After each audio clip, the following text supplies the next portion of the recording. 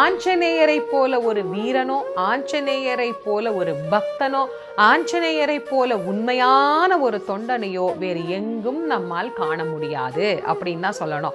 ராம நாமமே போதும், எனக்கு எந்த உலக பதவியும் வேண்டாம் அப்படின்னு சொல்லிட்டு இந்த உலகத்திலேயே இன்றைக்கும் இருந்து கொண்டு எங்கெல்லாம் ராமநாமம் ஒலிக்கப்படுகிறதோ அங்கெல்லாம் சென்று அங்கே அந்த நாமத்தை சொல்பவர்களுக்கும் பயபக்தியோடு அதை கேட்பவர்களுக்கும் அருள் புரியக்கூடிய தெய்வமாக விளங்குகின்றவர் தான் ஆஞ்சநேய பெருமான்.